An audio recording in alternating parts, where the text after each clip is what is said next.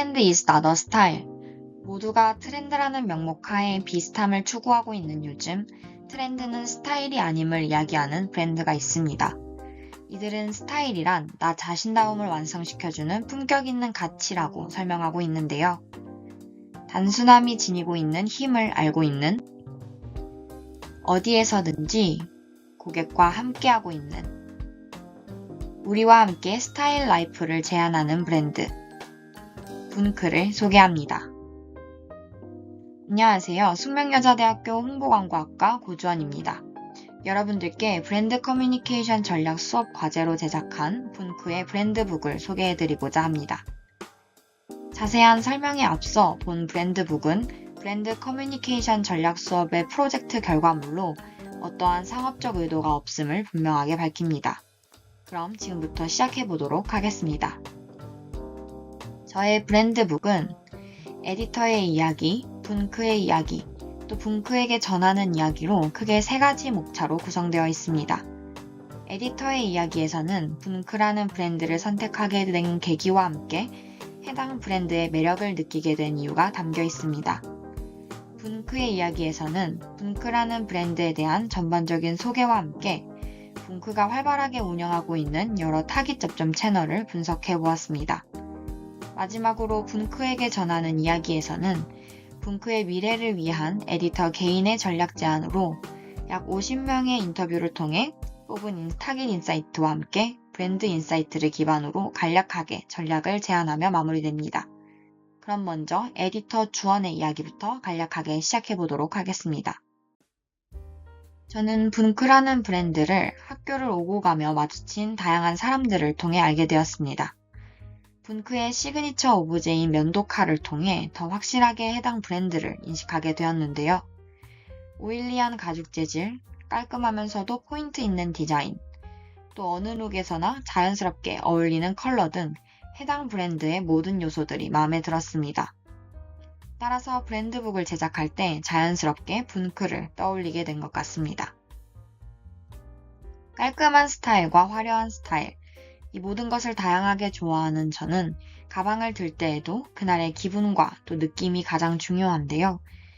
이는 분야별, 테마별로 구분되어 통통 튀면서도 고급스러운 제품 라인을 갖고 있는 분크와 유사한 것 같았습니다.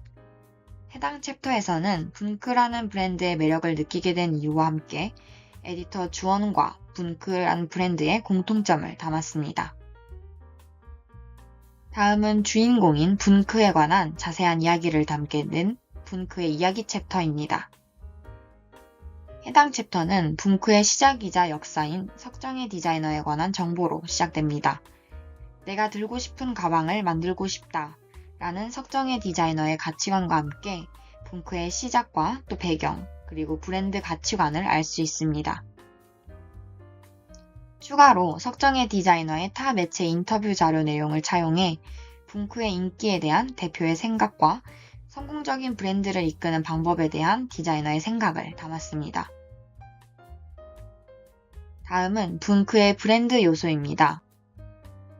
분크의 브랜드 스토리, 가치관, 정체성, 나아가 시그니처 하드웨어이자 오브제인 오캄의 면도날까지 다양한 정보를 엿볼 수 있는 챕터입니다.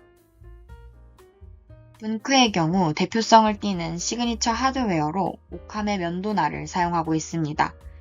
제품 곳곳에서 핵심 포인트로 살펴볼 수 있는 오캄의 면도날은 어떤 사실이나 현상에 대한 설명들 가운데 논리적으로 가장 단순한 것이 진실일 가능성이 높다라는 의미를 담고 있습니다. 해당 챕터에서는 분크의 가치와 함께 분크가 지닌 여러 가지 특성들도 정리되어 있으니 참고해 주시면 좋겠습니다.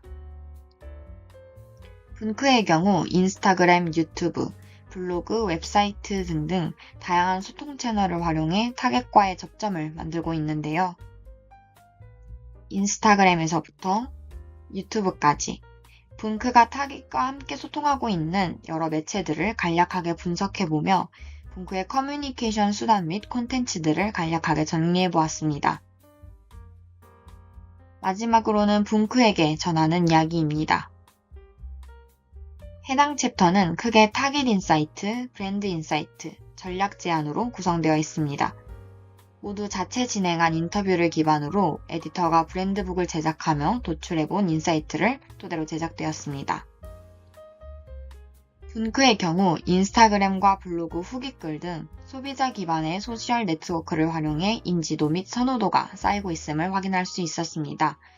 이런 후기들 역시 분크의 이미지를 구성하는 요소로 아카이빙되고 있었는데요.